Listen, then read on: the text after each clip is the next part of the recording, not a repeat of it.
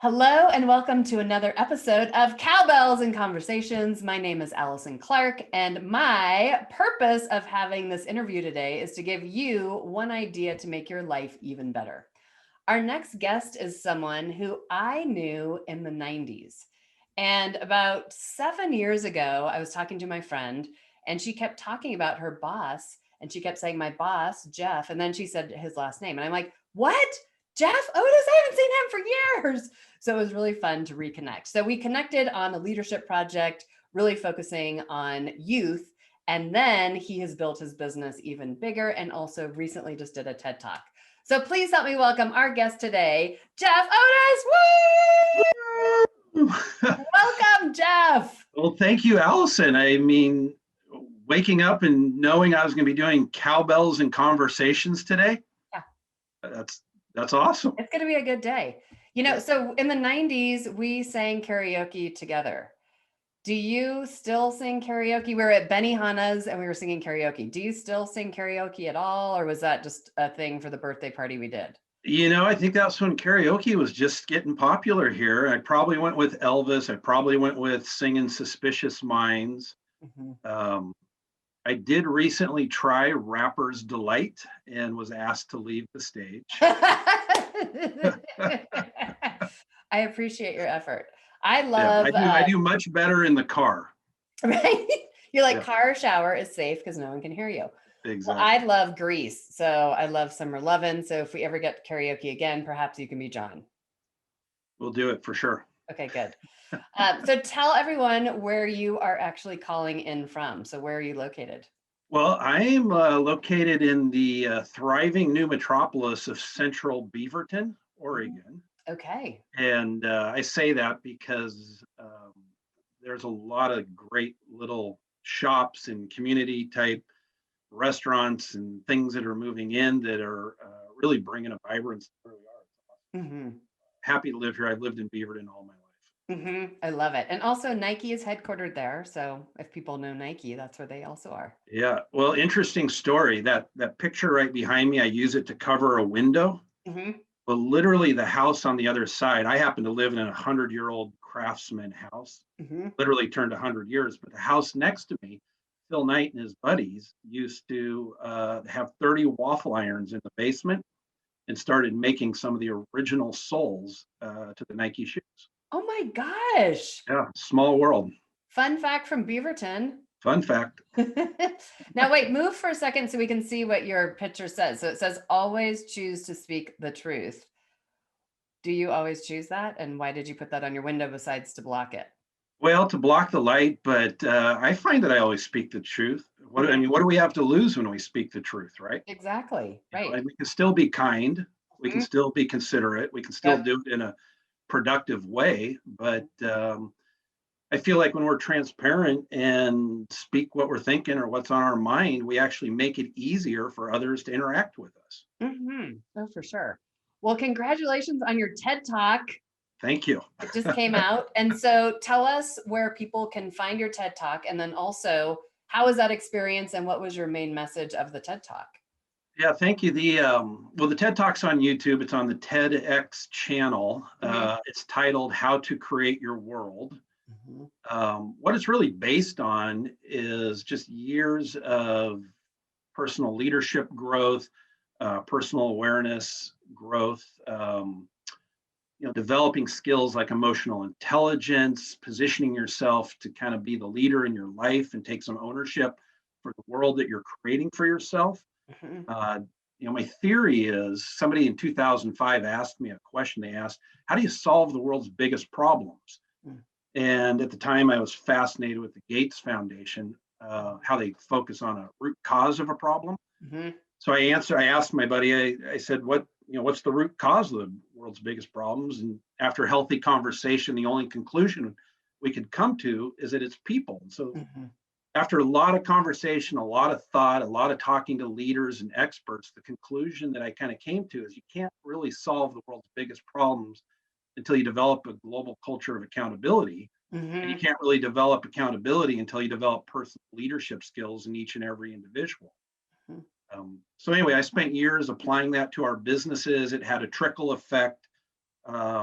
we started helping people achieve more in their personal lives, which then, of course, helped us grow immensely as an organization and as a team. And Mhm. that's really the premise behind the whole talk Mhm. is really how do you position yourself to create your world? Mhm. And I also love how you talk about the game of life in your TED Talk. So tell us more about that, how we need to be thinking about our life as a game. Well, I always grew up playing athletics. I happened to have a father that was creative, whether it was skipping stones on a lake or whether it was, just doing whatever is like, look for an opportunity to make it fun, look for an Mhm. opportunity to enjoy the moment and Mhm. to learn something from whatever it is that we're experiencing. Mhm.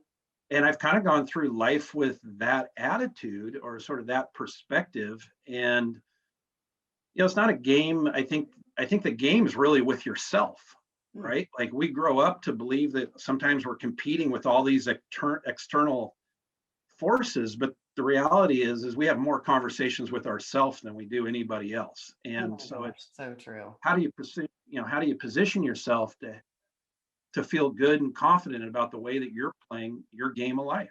Mhm. For sure. I've read a statistic that we have 70,000 thoughts a day go through our brain. And when I coach my clients, I also remind them it's like, what are you telling yourself? Because I don't know about you, but me and most people, like, we are the meanest to ourselves. So, what are we actually telling ourselves? And how can you really tell yourself a different story and encourage yourself differently so your life turns out better? So, For it's so sure. And important. yeah, and you look at all the great champions and kind of those people we admire in life and the people that have gone on to achieve things. And when you grow a little older, you get the perspective and you realize that everybody's dealing with something. Mhm. But even though they're dealing with something, you still see that mindset of, sort of a winner and a mindset of taking some leadership and control over the way things are turning out. Mhm. And the ones that are really at the top of the game, they're doing it in a way where it's empowering to everybody else around them. Mhm. Oh, for sure. Yeah. Now, when I met you again years later, we were partnering up on really focusing on youth, so middle school and high school. So why do you have such a passion to teach these skills earlier? Because, in a lot of schools, these are not being taught as far as like how to be your best human, how to interact with people better, how to listen. So why did you have such a passion and what did you create to really help the, younger generations? Yeah, that's a good question. I'll try to sum it up real quickly. But as when after college, I spent 15 years in the employment industry and literally interviewed about 12,000 people. I had about 20,000 employees that reported directly or indirectly, and then over the years, probably have spoken with about 180,000 business leaders around the country. Mhm. And early in the early 2000s, I started to, when I was the president of this online marketing company, I started developing this process and a leadership program and started running and sharing it with employees. And it was a game changer. I mean, we went on a 14-year run on the Inc. fastest growing list. Wow. We were also voted a best company to work for. But Mhm. as people went through this process that we created, and what the process does is it empowers a person to really identify what their unique strengths are, develop a vision of what does success look like, Mhm. identify the fears that they're going to need to manage in order to turn that into a reality, set goals for themselves to measure progress, performance, figure out who they can enroll to help them, and then figure out what those immediate next steps are that they can take action on. Mhm. As I shared this with young leaders, they started achieving far more than they ever imagined possible. Mhm. But the consistent thing that almost everybody said was, why didn't we learn how to do any of this in high school? Why didn't we learn how to do any of this in college? Mhm. And so I took a few years away from focusing on the business world and just started kind of refining this program to see if it was applicable and we could actually teach it at the high school and college levels. Mhm. And then we saw immediate success. I mean, we saw kids' confidence going through the roof. We saw anxiety, fear, decreasing, Mhm. and people were really developing a plan for what does life look like for them. Maybe after their high school years or after those college years, and Mhm. so anyways, our goal now is to really share it with students in education, as well as young professionals and seasoned leaders. Mm-hmm. Yeah, because it's really a roadmap, correct? Of like, here you are now, where do you need to go? What you just said is so important because right now we know that 47% of everyone in the United States is experiencing some sort of mental health challenge. So we know loneliness is up, suicide's up, depression is up, and anxiety is up. So to give people the confidence and to remind them what they do well and a vision of what they could do, I can see being more important today more than ever. So what would you tell people now, whether you're in high school or, in your 50s, 60s, 30s, whenever you are, what would you tell people to do right now to really reduce that anxiety? Because I think all of us are experiencing anxiety at some level because there's just so much that has changed. But what would you tell everyone to do that would really give us more clarity and that we could just write down that would be helpful? Yeah, for sure. Well, and to speak to your anxiety, what you mentioned a little bit there is the part of this trend is the result of life moving so fast, so much information coming at us, so many mixed messages coming at us. Mhm. And if you really think about being a young adult today, you've got all this conflicting messaging coming at you, and the ability to define just what success really means to you, Mhm. has never been more difficult. So if I was to share some insights, it would be really pause and give some critical thought to what are your unique strengths right now? And if you don't Mhm. know them, reach out and ask 10 people who you trust to be honest with you what Mhm. they think they are. Mhm. That's the quickest route to really Mhm. identifying this. Mhm. Um, the second is develop a vision of what does success look like for you in 5 years. And Mhm. our program, we offer a unique way of doing this that helps remove some of that anxiety. Mhm. Third one is just focus on really positioning yourself with a definition of what a success looked like that feels authentic to you. I love that. Well, that is definitely woo! A cowbell Oh, idea.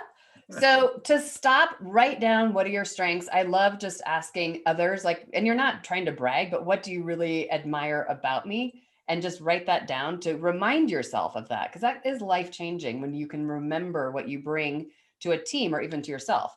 Then write down what your vision is, and then really think about what it takes to be successful in your life. So just taking, maybe if people just block 30 minutes and really think about that, that's going yeah. to help them get to where they want to go. Now, if people want to get in touch with you, we're going to put your TED Talk link down below so people can watch that. But how Oh, can excellent. people how can people reach out to you? What's the best way? Yeah, best way I can be found on LinkedIn at Jeff Otis, and then of course through our website projectoty.com. Okay. And feel free to message me directly, and we'd love to be able to share this process and how we go about sort of empowering others and teams and organizations to achieve more. Hmm. Be happy to share that. Hmm. I love it. Well, you and I share the same passion with people. So it's all about the people. Successful companies are successful because of their people. So really becoming more accountable, remembering our strengths, and getting a vision is going to help all of us. So thank you so much for making time to come back and chat cowbells and conversations. And I am going to do karaoke with you one day. So get ready. Yeah, we'll do when this whole pandemic thing is over, and we can jump in there and sing a duet. We'll do Yep. so. Okay, awesome. Well, thank you so much. It was fabulous to see you. Thanks, Allison. Take care.